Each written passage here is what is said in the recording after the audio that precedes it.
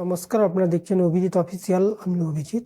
আপনারা নিশ্চয়ই জেনে গেছেন আমাদের রাজ্যের 4জন বিজেপি বিধায়ককে 30 দিনের জন্য সাসপেন্ড করা হয়েছে বিধানসভা থেকে।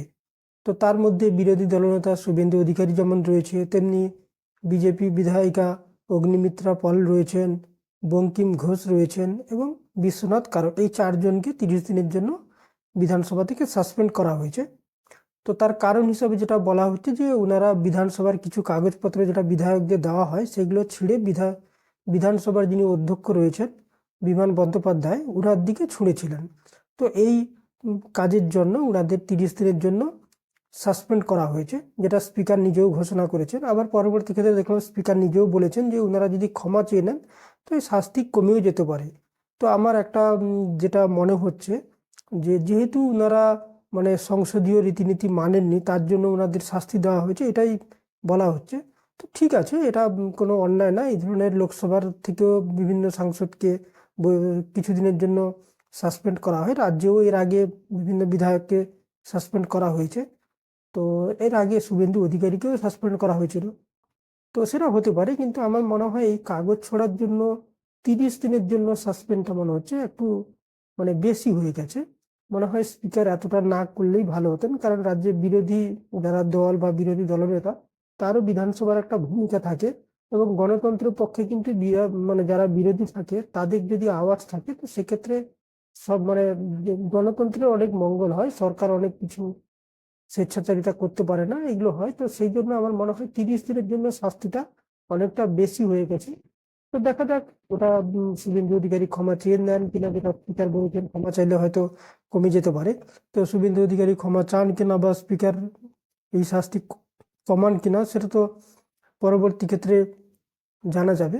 তবে এখন যেটা তারপরে দেখা গেছে, তার পরের দিন যেদিনকে ওনাদের সাসপেন্ড করা হয় তারপরের দিন মুখ্যমন্ত্রীর বক্তব্য ছিল বিধানসভায় রাজ্যপালের ভাষণের ওপর। তো ওখানে মুখ্যমন্ত্রীও কিছু বক্তব্য পেশ করেছেন।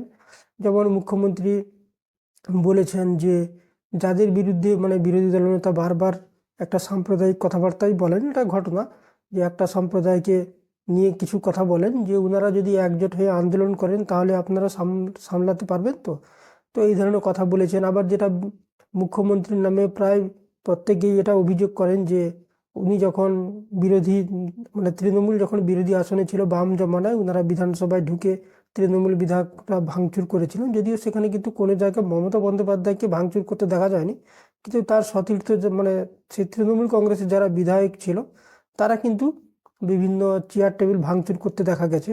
আবার একই ঘটনা মমতা বন্দ্যোপাধ্যায় যখন একা সাংসদ ছিলেন দক্ষিণ কলকাতায় ইউপিএ সরকারের সময়, তো ও সময় পার্লামেন্টের স্পিকারের দিকে উনি কাগজ ছুঁড়ে মেরেছিলেন, যেটা 2005-এর 4 আগস্ট।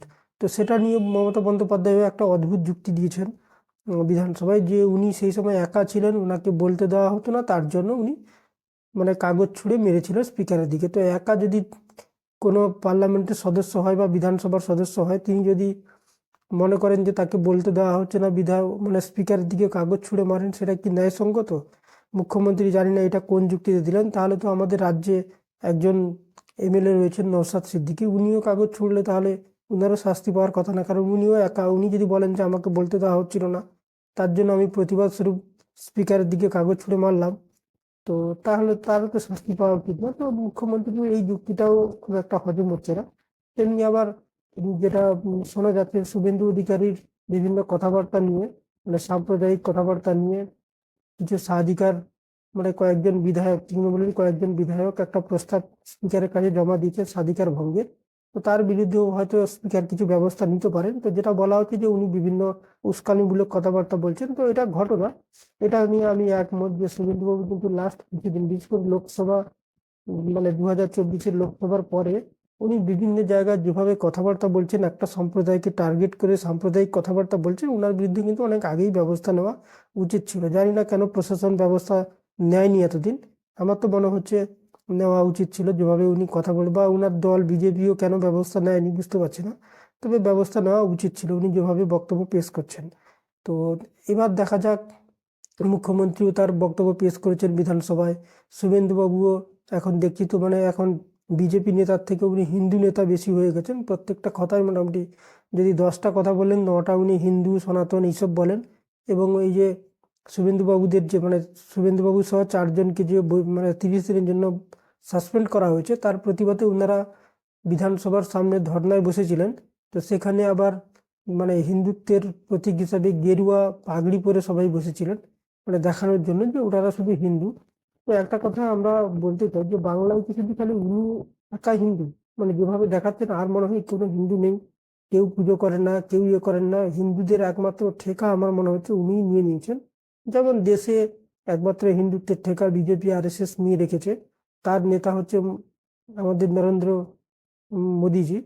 তো উনি একমাত্র হিন্দুত্বের ঠেকাধারী, মানে কন্ট্রাক্ট নিয়ে নিয়েছেন। তো উনি রাজ্য মনে হচ্ছে শুভেন্দু অধিকারীও হিন্দুদের কন্ট্রাক্ট নিয়ে রেখেছেন।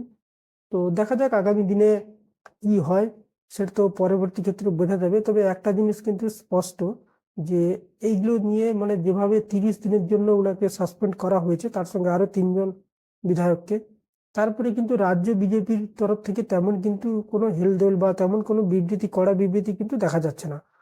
এবং 30 দিনের জন্য একটা রাজ্যের বিরোধী দলনেতা সহ 4জন বিধায়ককে সাসপেন্ড করা হলো, তার বিরুদ্ধে রাজ্য বিজেপি যেভাবে ঝাঁপিয়ে পড়া উচিত সেভাবে কিন্তু ঝাঁপিয়ে পড়েনি। এর একটা বড় কারণ হতে পারে যে রাজ্য বিজেপির কিন্তু শুভেন্দুবাবুর যে বিরোধী গোষ্ঠী, তারাই কিন্তু ক্ষমতাসীন রয়েছেন।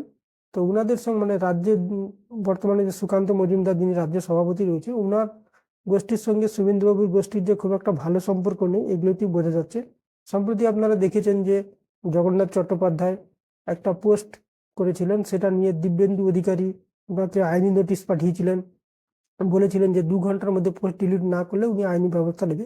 2 ঘন্টার মধ্যে যদি জগন্নাথ বাবু পোস্টটাকে ডিলিটও করে দেন, তো একটা জিনিস এখানে স্পষ্ট, দিব্যেন্দু বাবু কিন্তু বিজেপির কোনো বড় পদে নেই বা কোনো পদাধিকারী নয়, কিন্তু জগন্নাথ বাবু একজন রাজ্য বিজেপির সাধারণ সম্পাদক। তো একজন সাধারণ কর্মী হিসাবে যেভাবে আইনি চিঠি পাঠিয়েছিলেন, তো সেটাতেও বোঝা যাচ্ছে যে উনার দিব্যেন্দু বাবুর পেছনেও অন্য কোনো হাত থাকতে পারে। আর জগন্নাথ বাবু যে পোস্ট করেছিলেন, এটাও মনে হচ্ছিল যে ওনার পেছনেও অন্য কারো ইশারা ছিল, যার ভিত্তিতে উনি এই ধরনের পোস্ট করেছিলেন। তো পরিষ্কার বোঝা যাচ্ছে দুটো গোষ্ঠী কিন্তু রয়েছে। তো এক গোষ্ঠী চাইছে যে শুভেন্দুবাবুরা কোণঠাসা হয়ে পড়ুক, আর এক গোষ্ঠী মানে শুভেন্দুবাবুদের গোষ্ঠী হয়তো চাইছেন যে সুকান্ত বাবুদের গোষ্ঠী কোণঠাসা হয়ে পড়ুক। তবে এই মুহূর্তে কিন্তু অ্যাডভান্টেজ সুকান্ত বাবুরা, কারণ সম্প্রতি দেখা গেছে যে শুভেন্দুবাবু অনেকটা ব্যাকফুটের। কারণ হচ্ছে বিজেপির কেন্দ্রীয় নেতৃত্ব আমার মনে হচ্ছে সেইভাবে শুভেন্দুবাবুকে আর খুব একটা ভরসা করতে পারছেন না, বা আগে যেভাবে শুভেন্দুবাবুর কথা মতো ওনারা চলতেন বা পুরো ফ্রি হ্যান্ড দিয়ে দিয়েছিলেন, এখন মনে হচ্ছে আর দিচ্ছেন না। তার একটা উদাহরণ, সম্প্রতি শুভেন্দুবাবু দিল্লি গেছিলেন, সেখানে কেন্দ্রীয় স্বরাষ্ট্রমন্ত্রী অমিত শাহজি বা বিজেপি সর্বভারতীয় সভাপতি জেপি নাড্ডা সাহেবের সঙ্গে দেখা করার কথা ছিল, কিন্তু ওনারা কেউ অ্যাপয়েন্টমেন্ট দেননি বা দেখা হয়নি। তো শেষ পর্যন্ত শুভেন্দুবাবু উপরাষ্ট্রপতি জগদীপ ধনখড়ের সঙ্গে দেখা করে একটা পোস্ট করেছেন, দিয়ে চলে এসেছেন। কারণ বিজেপিতে মানে কেন্দ্রীয় নেতাদের সঙ্গে যখন শুভেন্দুবাবু দেখা করেন দিল্লিতে গিয়ে, এটা অমিত শাহজি হতে পারে, নির্মলা সীতারামনজি হতে পারে, প্রধানমন্ত্রী হতে পারে, যিনি হতে পারেন, তার কিন্তু ছবি শুভেন্দুবাবু পোস্ট করেন। কিন্তু এক্ষেত্রে কিন্তু জগদীপ ধনখড় সাহেবের ছবিটাই পোস্ট করেছেন, বাকি কারোর সঙ্গে কিন্তু পোস্ট করেনি। তো এখানে বিজেপি সূত্র মারফত যেটা জানা যাচ্ছে যে শুভেন্দুবাবুর উপর কেন্দ্রীয় নেতৃত্ব অনেকটা বিরক্ত। কারণ শুভেন্দুবাবুর নামে কিন্তু এর আগে রাজ্যের একাধিক নেতা নেত্রী কেন্দ্রীয় পর্যবেক্ষকের কাছে অভিযোগ করেছেন যে শুভেন্দুবাবু এক প্রকার প্যারালাল একটা সংগঠন চালাচ্ছেন, রাজ্য নেতৃত্বের কথা শোনেন না, নিজের মতো উনি কার্যক্রম বা যা কিছু মানে ওনার সভা মিছিল ইত্যাদি করা সেগুলো করছেন। তো সেটা একটা অভিযোগ নিশ্চয়ই অমিত শাহজি কানেও গেছে। তো সেক্ষেত্রে কেন্দ্রীয় নেতৃত্ব লোকসভা ভোটের আগে পর্যন্ত শুভেন্দুবাবুকে যেভাবে ফ্রি হ্যান্ড দিয়েছিলেন, লোকসভায় পারফরমেন্স না করতে পারা এবং তারপরে এই ধরনের অভিযোগের পরে আমার মনে হচ্ছে কিছুটা ব্যাকফুট হলেও ব্যাকফুটে এই মুহূর্তে কিন্তু শুভেন্দুবাবু। এবং তারপরে রাজ্যের ক্ষেত্রে যেহেতু সুকান্ত বাবুদের সঙ্গে ওনাদের পড়ছে না, দিলীপ বাবুর গোষ্ঠী প্রথম থেকেই শুভেন্দু বাবুর উপর অনেকটা বিরক্ত। তার কারণ হচ্ছে লোকসভা ভোটে আপনারা জানেন মেদিনীপুর থেকে দিলীপ বাবুকে যে সরানো হয়েছিল, যদিও কেউ প্রকাশ্যে বলেনি, কিন্তু অনেকেরই ইঙ্গিত যে এটা শুভেন্দু বাবুর অঙ্গুলি নেই এটা হয়েছিল তো দিলীপ বাবুকে হারানোর জন্য। তো সেটা একটা দিলীপ বাবুর গোষ্ঠীর রাগ তো নিশ্চয়ই রয়েছে। তো এই মুহূর্তে আমার মনে হচ্ছে যে শুভেন্দু বাবু কিন্তু রাজ্য বিজেপিতে অনেকটা কোণঠাসা, এবং উনার মানে উনি অনেকটা ব্যাকফুটে রয়েছে। তো আগামী দিনে কি হয়, ওনাদের কি লড়াই হয় সেটা তো দেখার আছে। তবে একটা জিনিস স্পষ্ট, এইভাবে যদি লড়াই চলতে থাকে, 2026-এ যে রাজ্য বিধানসভা রয়েছে তাতে কিন্তু একদম ওয়াক ওভার পেয়ে যাবে তৃণমূল কংগ্রেস। বিজেপি কিন্তু কোনো লড়াই দেওয়ার মতো এই মুহূর্তেও নেই। আর যদি একজোট না হয়, তো পরবর্তী ক্ষেত্রে কোনো লড়াই ওনারা করতে পারবে বলে আমার সেটাও মনে হচ্ছে না। তো দেখা যাক আগামী দিনে কি হয়, বা এই যে সুবিন বাবুদের সাসপেনশন মানে হয়েছে 30 দিনের জন্য বিধানসভা থেকে, সেটাও কি হয়, তার জন্য আমাদের নিশ্চয়ই অপেক্ষা করতে হবে। তার জন্য আমরা নিশ্চয়ই অপেক্ষা করব। আজকে এই পর্যন্ত। আপনারা ভালো থাকবেন, সুস্থ থাকবেন। ধন্যবাদ।